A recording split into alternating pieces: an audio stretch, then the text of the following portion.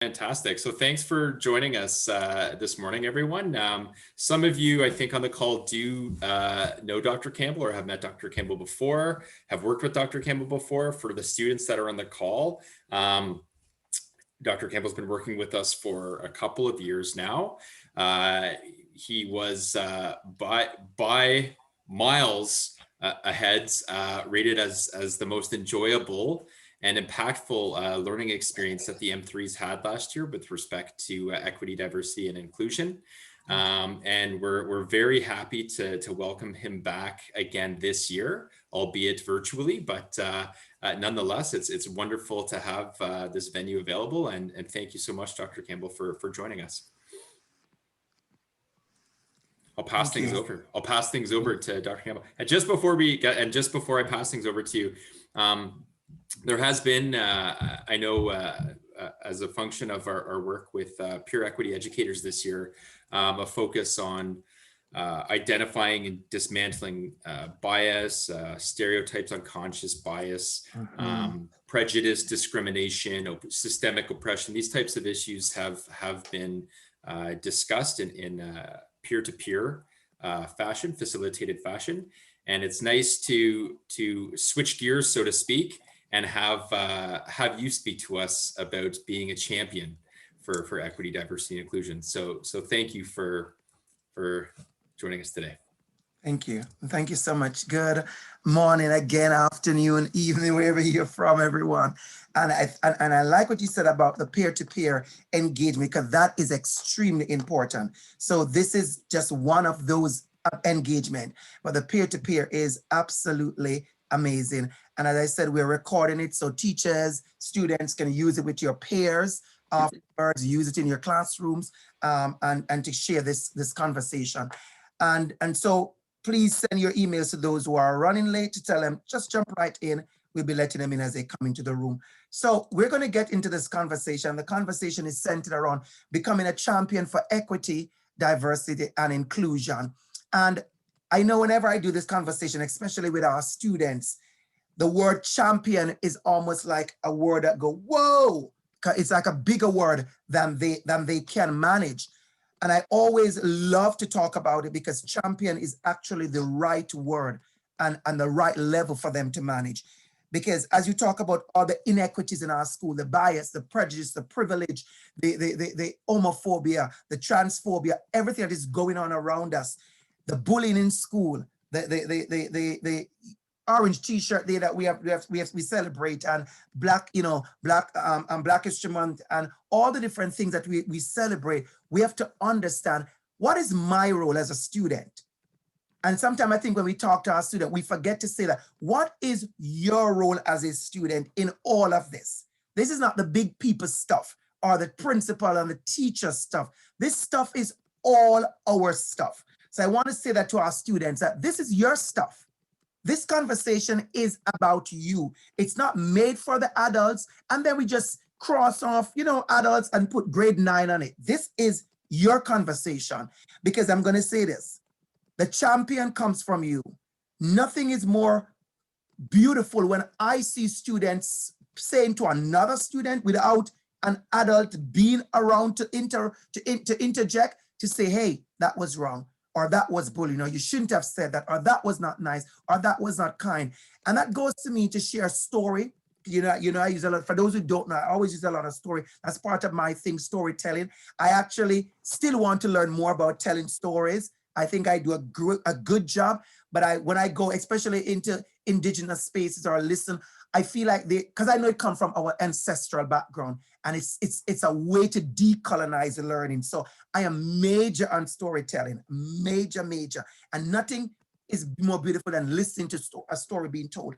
But I get to a quick story, of watching students interacting, and how they can interject to speak the truth that sometimes you and I don't know. So I give you an example. I had a class years ago, and there was one child in the class who was on the autism spectrum. And so, of course, if a child is on the autism spectrum, there are going to be some difference in interaction, difference in behaviors, difference in how they interact, in how they behave, in how they demand, in how they share. And so sometimes when it comes to group work, it's normal, and I speak that truth to you all, that they don't want to put that student in their group because he's going to maybe hold back the group, or he's not going to follow the rules of the group, or there are certain things that maybe they assume, with their bias, you and I assume that maybe he's incapable of doing. And I was in a class early in the year, this was like September, and I know a student, like one of the strong students, because I knew her from before. So she's in grade 6. So I knew her from grade 5. And as we started class, and I started with one of the first activity, and I allowed the students to pick their team, she saw what was going to happen. She saw the conversation. She saw the move that he was going to be picked last or not picked at all. And she came right up to my desk before I start the process. I want you to understand what championship looks like. She intercepted the whole process. This is grade 6 now, I'm talking. And she came to my desk and she said, Mr. Campbell, put him in my group. And she said, put him in my group. And I look at her like almost shocked. And I said, I'm going to allow people to pick their own group. She said, okay, then I'll pick him. She went back to her seat. That was what I call championship move. That was a champion move. She knew the bias, the assumptions. She knew the prejudice. She knew it was going to be picked last. She knew it was going to be an emotional state for him. She knew it was going to affect his self-esteem. She knew all of this at grade 6. I didn't say teacher. I said my grade 6 student. And when I said, let's pick our team, she's a strong student and she picked him. I use that as an opening conversation for you to understand when you're doing the work of champion, you can do this work. You can do this work. So who is a champion? A champion is a person who fights or argues for a cause or on behalf of someone else. What she did wasn't for herself. A lot of us like to use the word allies, and we are advocates and we are activists. It's not for yourself. It's on behalf of someone else. And before we get into any major terminologies, because I think a lot of times we like the big terminologies, I'm going to center 3 words. I'm going to center love, I'm going to center compassion, and I'm going to center empathy. That's what I need from you. Love, compassion, and empathy. I don't need anything major than that. Because guess what? Love, compassion, and empathy, they are major. Those are major. Love, compassion, and empathy. How do we show love and compassion and empathy for our fellow classmates? When we know our students who are racialized or Black or LGBTQ or other abled or in a wheelchair or just coming in, so the English is not the strongest. How do we show that level of, hey, come sit beside me over here. I got you. How do we do that as students? And I can tell you, you know to do that. Because does anybody know how to form a team, how to support each other, how to cheer each other on? It's you. And so I'm speaking directly to you to use your championship to do that. So when I Googled, we love to Google, and I love a thesaurus to find out, give me, when we say champion, what do we mean? And here are the words that I found. Advocate, proponent, promoter, proposer, supporter, standard bearer, torch bearer, flag bearer, defender, protector, upholder, backer, I love that one, backer, sponsor, prime mover, and pleader for. All of those, you are the qualities to do that. So I don't take from students or my students when they go, well, I couldn't do nothing. I said, oh, of course you can. I said, absolutely you can. Absolutely you can. I don't need you to report that child to the office. I don't need you to be fighting physically. I don't need you to do anything else except you go be a friend. Go be a friend, a big brother, a little brother, a best friend, a sister, a BFF to those persons. Be inclusive.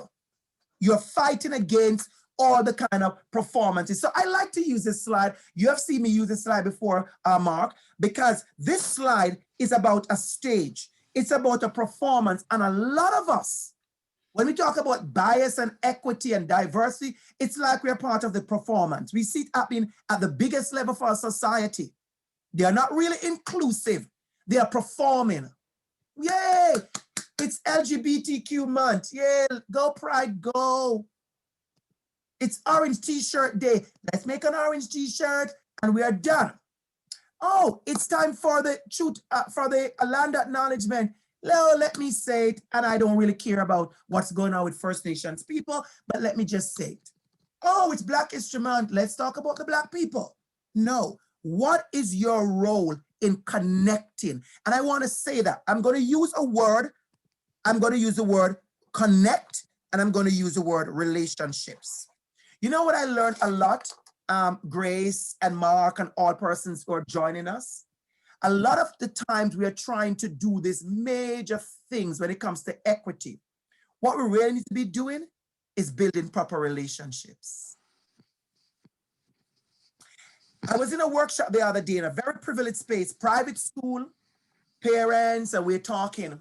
And they said to me, Dr. Campbell, how do we as parents, and their children were with them, I loved it, their parents and children were there. And our children, know we are being authentic when we talk about First Nations, Indigenous, racialized, Black, Indigenous, people of color, or other equity deserving group. How do we know we are being true allies? How do we know we are being true? And I said to them, I can't tell you that. You need to know that. Think about all your authentic relationships. So what you do, take your hand, put your authentic relationships in this hand, and look at the relationships in this hand that you're doing with equity, and tell me if they get the same energy and feeling. You have to know your relationship. I can tell you that, and I would never tell you that. You have to know if you're being fake. That's the word you use. You have to know if you are being fake. You have to know if you are being fake or you're being authentic to inclusion, diversity. You have to know that. And one of the ways to do that is to build proper relationships. And I say this is a practical example, Mark. Do not talk to Black people only when it's Black History Month, or do not see the value of your Black classmates because it's Black History Month. Do not be, oh, I have one Black friend, or there's my Black friend because it's Black History Month, or Autism Month, or it's Indigenous celebrations, or whatever. How do you build relationships outside of those times? Because I'm going to tell you something. People always say, I don't want to speak to a First Nation person only because they feel like they're being used. Of course. But when somebody do not feel like they're being used, when there's a relationship. Mark and I have had maybe tons of emails back and forth, tons, literally. I am sure Mark would not feel shy or feel afraid or feel uncomfortable asking me a question that may be a little bit personal or a little bit off topic about our meetings. Why? Because we have developed relationship. We have had communication in person. We have had communication in Mark's office. We have had communication over online. We have communication by email. He's at a space where he could say, oh, I want to talk to somebody about something. And as somebody who's racialized, let me ask DR.ABC. I don't want to feel used. We have had a relationship. We have developed something. He could ask me certain things. I could ask Mark certain things. So I want you to understand it's important to do that. And when we stay and be fake, and that's the word I know you use, when we be fake, what happens is that we go unchallenged. We go unchanged. Oh, it's cute. And we go #unbothered. And you and I know, if anybody else, hashtag I am unbothered. I don't want you to be unbothered. I want you to be challenged. That's why I came here today. I came here today to challenge you. I came here today so that I'll add to the change process happening at UTS. I came here today because I want you to be bothered. I want you to be bothered. I want you to look, and when you see an inequity, you are bothered. So let me give you my second story right now. So I was at a school, same school I was telling you about, and in grade 6, our topic is one of our topic in grade 6 for social studies is Canada's response to the world, right? Canada's response to the world. And so I was teaching grade 6. It was a Syrian refugee crisis. Some of you may not remember that. Some of you may remember that. I think you're supposed to be maybe in grade 4 or grade 5 when we were dealing with the Syrian refugee crisis. And I showed a video with a great conversation about who is a refugee, why we are responding to refugee, why Canada is taking in refugees, different kinds of refugees, the fact that refugees are not only people who are coming from war-torn places, but you could be an LGBTQ refugee, you could be a protected person like an abused person. Also, refugees are not persons who are always hungry or desperate.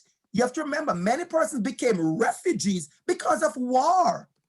So yes, there are refugees who are refugees today, but a year ago, they were sitting in their classrooms, maybe even better classroom than yours.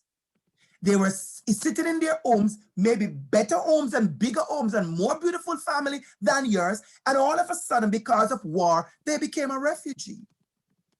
And so one of my students, when I was finished, the next morning I was in class and a parent came to me and she said, Mr. Campbell, I want to talk to you. One of my great parents. And she said, her daughter came home last night and she was telling about school and she cried. And she said, Mr. Campbell, I think the lesson affected her so much. And she requested, listen to me carefully, grade 9, and everybody else who's listening to me. She requested if I could allow her to not be in class when I continue the lesson today. If I'm going to talk about refugee again and what happened with the Syrian refugee crisis, if I could allow her to go to the library. I thought about it, and very privileged school, privileged space like many of you are in. And I go, okay. And then I said to her, because a parent's request, I'm not going to fight it. I said, okay. But I said, I want you to know, however, that your daughter's response is an A+ response. She looked at me. I said, I wish I could have more of my students who are that empathetic or who care that much to be emotional that much when they understand what is going on. The fact that she wasn't laughing and being like, oh my God, they are refugees, oh my God, and nothing came of it, that tells me she is the A+ student. Her mother looked at me, she looked at her, and she saw a different part. And she turned to her and she said, you decide. The next class, she sat right down in the class. She didn't get up once. She didn't do anything. She realized that's what you need to be. She was bothered. So here is what I'm saying to you as grade 9 students, as anybody who's listening, parents who are listening to me as well, because your students may be playing this video and you are there in the background. Welcome parents to the conversation. When there are inequities in our school, we need to be bothered.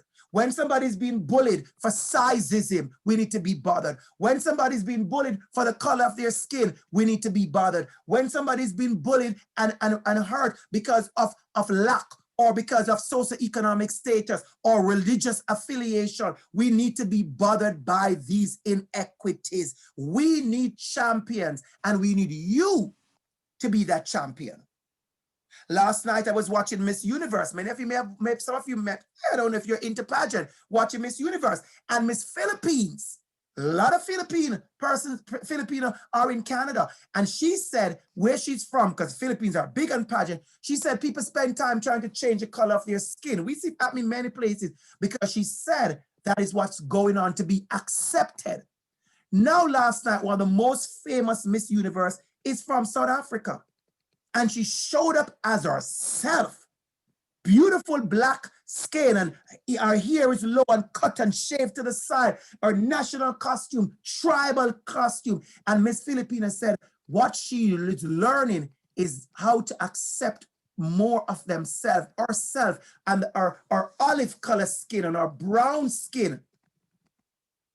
So we have to challenge those norms of what beautiful looks like, of what achievement looks like, of who should be in the in crowd, what sexuality looks like, what gender should look like. We have to be that person to challenge. So why do we need champions? We need champions because We need more courageous conversations. Today is a courageous conversation. I see you nodding your head, Grace. I see you nodding your head, Mark. You are engaged with me in a courageous conversation. I see you, Sagalina. I see you. You're engaging in a courageous conversation. We need more of these conversations. And they're actually great conversation.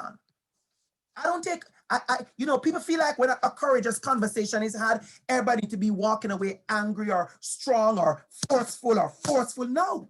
When Mark said they enjoyed my presentation, I am here to tell you that you can have courageous conversation and you sprinkle that, and that is done in love. In love. I could correct you. I could call you out in love. So when I call you out, I call you in. We need a courageous conversation. We need to stop the check boxes. We need to also realize that a lot of it is performance and symbolism. We talk about the bias right there, the operation of our implicit bias. We make assumptions about people. I remember long ago, I hope it stopped now. I don't hear it as much, but years ago, when we had many of our Asian students in our classroom and they didn't speak up, you automatically assume they were shy, and then you automatically assume because they didn't speak up, they were shy, and because they were shy, they know nothing. Where do we get the idea that shy mean lack of knowledge? Where is that? Where that bias came from? That because you're shy, you don't. So we have to be careful. I was in a space one day and somebody said to me, are you shy? And I said, no, I'm new. And they burst out laughing. I said, no, I'm new, which means I'm learning the space. So I want you to understand we need champion. We need you to be a champion for all these reasons. Because of the calling out of the inequities, we need you as a student to call out the inequities. You keep hearing people talk about disrupt. I know you are aware. Disrupt, dismantle, call out. What does that mean, Mr. Campbell? What does that mean, Dr. Campbell? What does that mean, Dr. ABC? What does that mean, sir? That's me. What does that mean? It means you're standing up and you are speaking out against social injustice. You're speaking out against the bias and the assumptions and the stereotypes. But you're not doing it. I don't want you to do it in a way where you call out and you slam the door, because many people do that. They call out and they slam the door. I want you to call in. I was at a event, I think it was maybe 3 years ago, a First Nations event, and an elder was speaking. And I will never forget, I understood call in and call out, but I never grounded it until she was speaking. And she said, when you're a teacher, if your gift, if your spirit gift is teaching, which I believe that's my gift. Oh, there's nothing I can do better than teach. Oh, I'm amazing at teaching. And you have to know what you're amazing at. By the way, when I say I'm amazing at teaching, don't be looking at me like, oh my God, did he say that? That's so like being sure. Oh yes, you need to be sure. You and I need to know what you're good at, because part of the problem is that so many of us don't know what we're good at. So I encourage all of you to know what you're good at. Find out what you're good at. That's a little sidebar, important. And she said, when you have the gift or the spirit of a teacher, you cannot help but teach, call people in.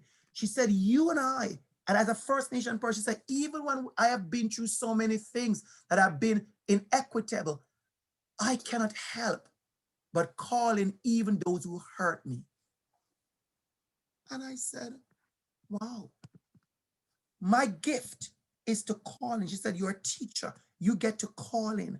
So I want you to understand it's important to call out, but it's important to call in. There's a lack of representation. And so we need you and I to be those advocates and those champions. We can't accept the weak person, or the person, not the weak, but the person who is being hurt and damaged to get up and always be Superman and Spider-Man. That's the problem. Some of you, I don't think you get it. If you watch enough Spider-Man and Superman and Batman and Wonder Woman and all the different Avengers you watch, you realize that they come in with a force when the people who cannot defend themselves are being hurt and harmed. So we want you to be the representation in the room. We want you to come in with a force and to represent those who can't represent themselves, right? We need you to be the Superman. We need you to be the Superwoman. We need you to be the Wonder Woman. We need you to be Hulk. We need you to be Hulk. We need you to be Chitara. That's one of my old favorite movies. You could Google that one, Thundercats. You could Google Thundercats. See, not as young as I look. That's my cartoon, Thundercats. Thundercats. And the Thundercats are coming, Mark. You remember that? And Chitara, she runs so fast to save a day. Which one of us will be there to represent? You run so fast, you come in to save the day. You are He-Man. You are the Hulk. Bringing back memories, Mike, Mark, those old cartoons. But in all of those cartoons, whether they're the old one or the new ones, you were there to act on the behalf of someone else. Superman did not put the S on his chest to show off. He put the S on his chest to say, I am here to help. Anybody got that? The S on Superman's chest, the B on Batman's chest is about helping. It's not about showing off. It's about helping, okay? So I want you to understand why you're wearing that B, why you're wearing the S. It's for you to help. The next thing I want to make sure we all know is that there's a lack of action and we want us to do the action. So I asked a group, I was gonna ask you all today, but I changed my mind. I just want to talk and then we'll just wrap up because I know it's an afternoon session and I want to leave you so when you finish and you have maybe an extra minute leave, you can talk to someone later on, one of your friends in the chat room or wherever online to talk about how you're going to be a champion. So I asked another group, Mark, why do we need champions? So those are my list. Look at the list. And if you want, you can take a picture, take a picture of any of my slides. You have my permission. Look at all the things that were listed at why we need champions. Some of it is about guides and organizations and clubs and book clubs. That's why we need champions, disrupting inequities and privilege, looking for role models. We all benefit from inclusion. It takes a lot of hands to do the hard work. Powerful. Look at that one up there in the blue. Advocacy for inclusivity and push for equity amongst students. Facilitate comfort in our leaders to be comfortable and authentic in these conversations. We need champions. So let me go to something now. Look at this picture. We talk about equality. We're giving everybody the same thing. We talk about equity, giving people what they need. And we talk about the realities. What are the honest realities in your school? Your school, not the world, your school. What are the honest realities in your classroom? What are those honest realities? Because you know what? You know them. If we ask you personally in secret, tell us what you think is happening that is inequitable in your school, you will be able to list them. I have never had problems with people who could list them. You could list them. The problem is we ignore them afterwards and we continue as usual thinking equality. If we give everybody the same box, they will be able to see the game. But they can't, because there are some persons, that's called the merit argument. No, there are persons who are always pushed aside. I was in a class the other day, a workshop, and there are teachers who are saying, well, we need to understand more what we can do in our lesson to be more inclusive. How do we teach certain things? And people like to come to you for ideas, and I like that. But the problem is some of the persons who are wanting ideas, Mark, they are not taking the time out to think for themselves. It's like they are creative. I find it very dishonest when I feel like teachers are creative for every single subject you could find, because we're amazing people, teachers. But when it comes to equity, diversity, and inclusion, it's like nobody have any idea. I was in a space and a teacher says, well, when I teach water, She was talking about teaching water and teaching about purification of water. And she said, you know where I start my conversation? The inequities in Canada when it comes to water and who has access to good drinking water. She said, there you go. That's how I bring in my chemistry lesson. So when you're wondering about how do we pair our lessons with the topics of equity, she started water. Water. She started to list the truth in Canada about the lack of clean drinking water or the access to water in certain communities and what we can do to do that better. I was surprised to know there are certain communities in Canada where it's as if the school it lacks everything you could think of. And then there are schools here with overabundance. We're not a poor country, you know. We're not a poor country. Canada is not poor. So we can do better in providing equal opportunities for certain communities and certain spaces that are lacking. It's selfishness and lack of empathy why we don't make certain changes. And you have to know to call on your leaders. I tell you part of the story that I didn't share before, Mark, with the student who in my class, a grade 6 student, about the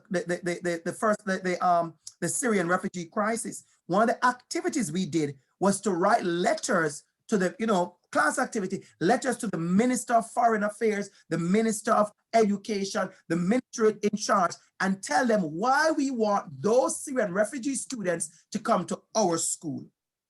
It was one of the most beautiful exercises ever, because you could see that they were being intentional. They weren't saying things like, come to our school so you could be happy. They literally listed that their school had these stuff that you could do. They listed that we had empty classrooms. They listed that we had iPads. We listed that we had computers that we could share. They listed that we were in very privileged spaces. They told them how big their playground was, and there was only 250 of them. They could come and play on their playground. They listed their privilege and how they would use it to create access. So when we say you are privileged, and when you hear, as young as you are, you hear the word white privilege, and some people get offended. You don't need to be offended. I'm speaking to grade 9 students. You don't need to be offended. You need to understand we live in a world where persons have way more than others, and there are reasons for that. And it's not because your dad worked harder than everybody else's dad, so you have more. There are inequities that allow one person to have way less. That's a courageous conversation we need to have. So when an immigrant comes to Canada and there's a job that they are qualified for, but it says 5 years Canadian experience, that's an inequity.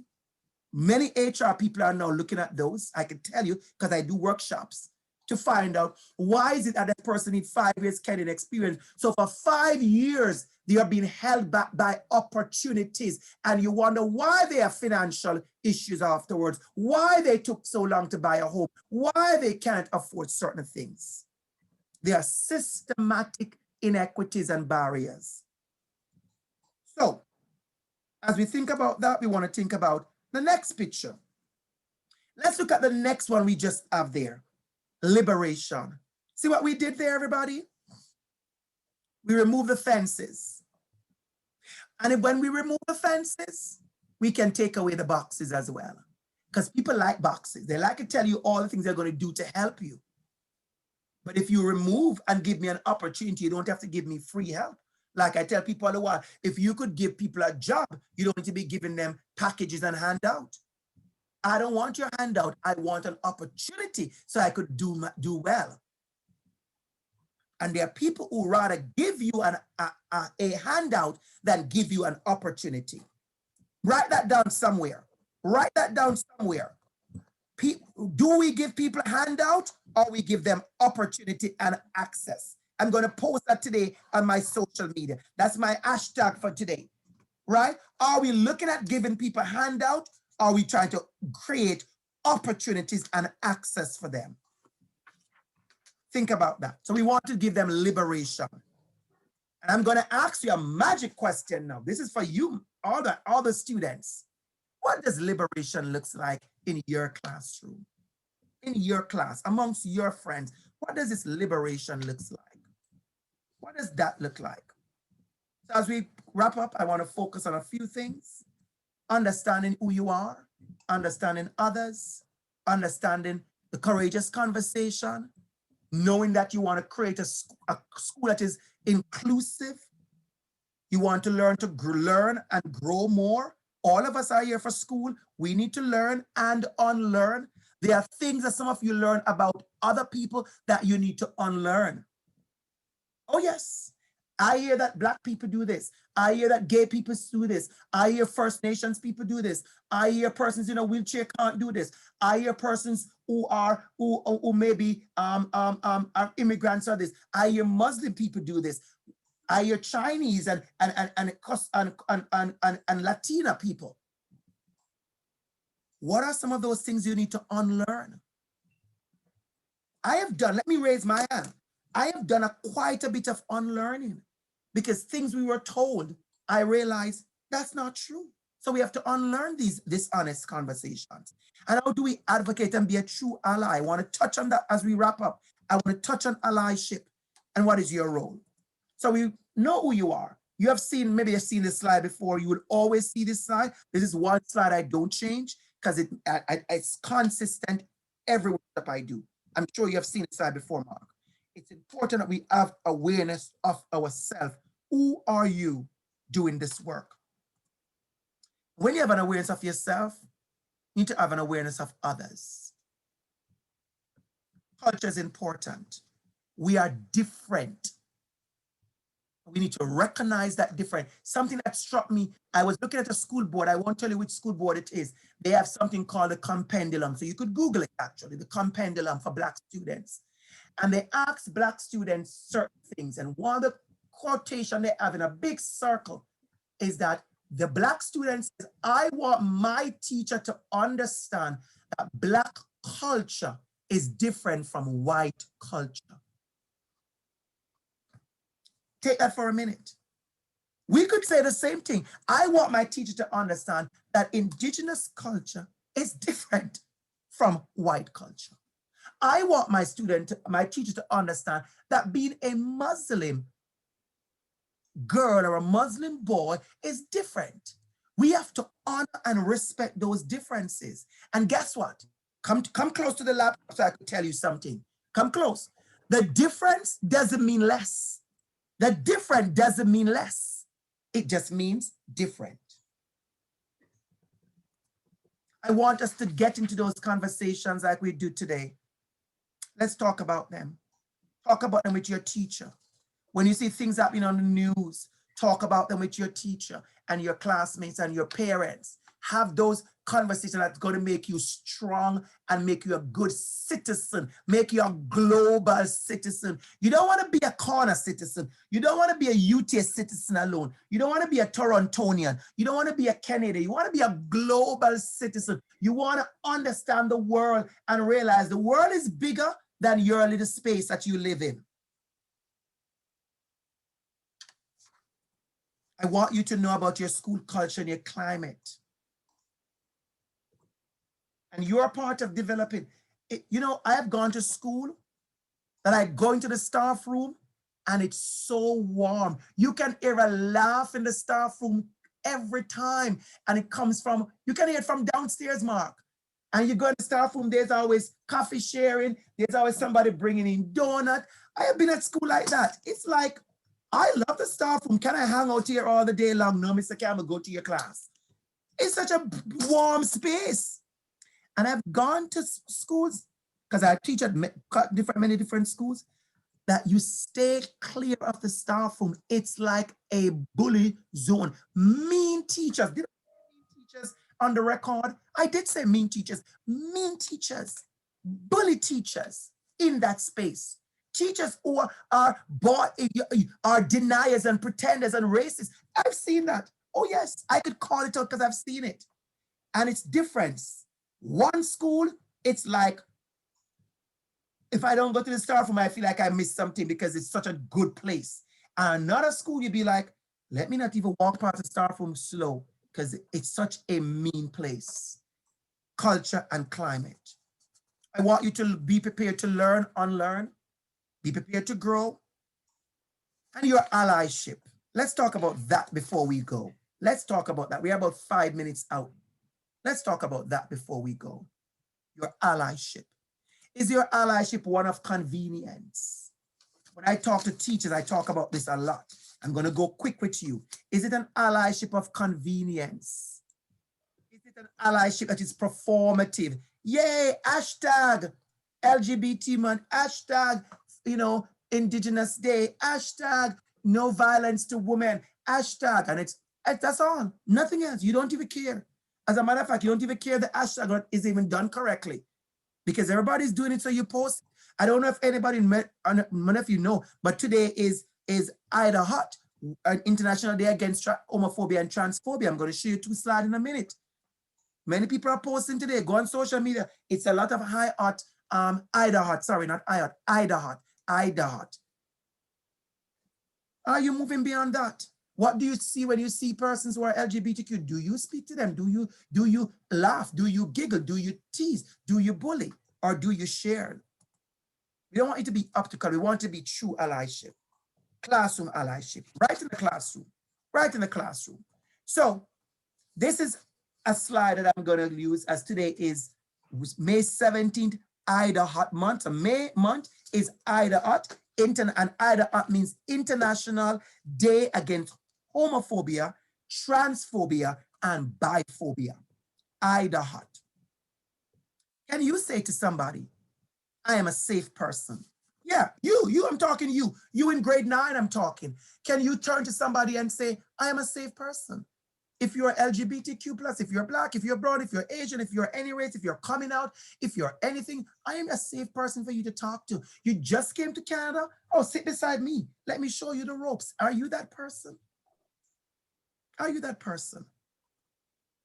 Together, resisting, supporting, and healing. There you see it, May the 17th, Ida Hot.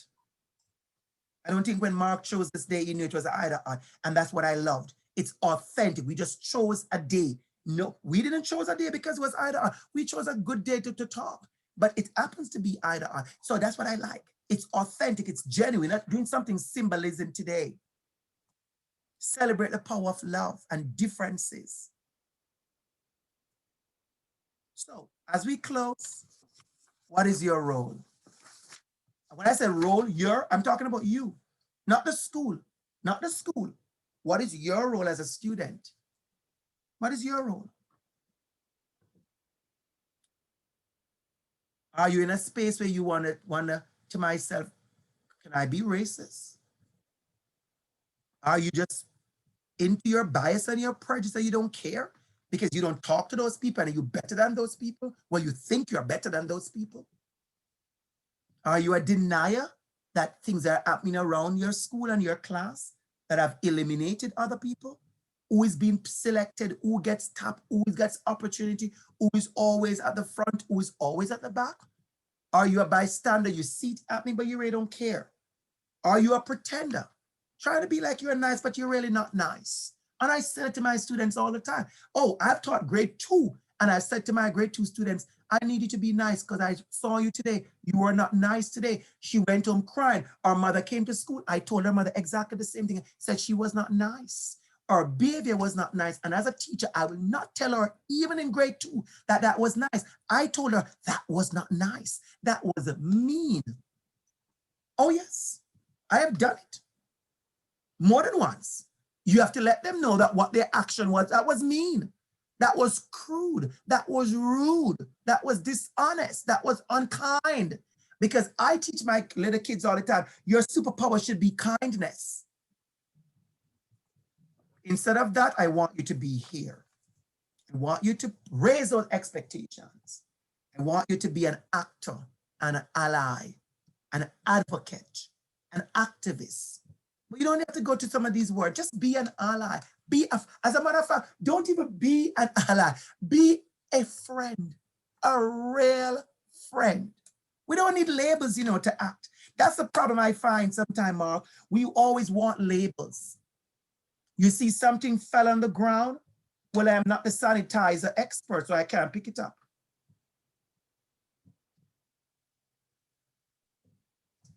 You know, someone is missing the homework and they're asking about the homework. Well, I'm not the teacher, so I can't tell you that the homework is page 59.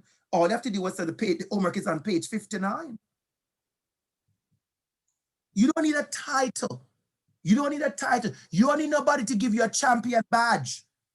You don't need no champion badge. Your champion is in your heart right here. Like I tell you, you don't need an S like Superman. You don't need to be like Batman. You don't need a double like Wonder Woman. You need to be a friend, a real, authentic friend to someone. And then when you do that, you realize you are a champion when you speak up. So I'm going to stop there. I hope you had a wonderful afternoon with me, communicating and engaging and chatting. And those of you who are listening later on the video or next week or whenever you're listening to it tonight, when you're on your couch or relaxing, I trust and hope that you will remember all of this. You will remember that you need to play a role.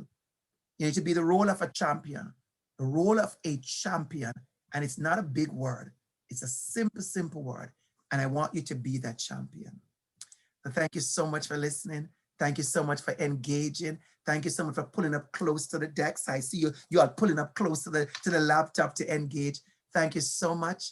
Thank you so much. And those of you who are off camera, thank you. I know you're there. I see you listening. I see you there. See you engaging. I thank you, Garth. Thank you. Thank you, everybody, for being here. Do we have any final comment before we go, Mark? Any final comment? Anybody want to make any quick comment before we go?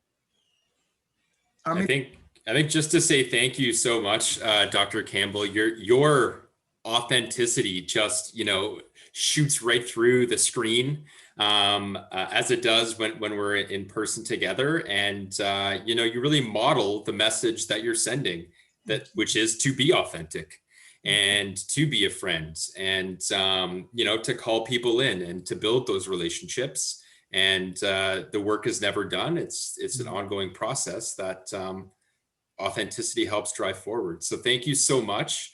And we will be sure to share the recording with the school community. You'll get it before the afternoon is out, and you can post it today. Everybody can get it. All right. Fantastic. Thank you, everyone. Bye. Thanks, Dr. Campbell. Thank you. Bye. Thank you for your presence. Thank you. Thank you so much. Thank you. Thank you. Bye-bye. Loved it. Thank you so much.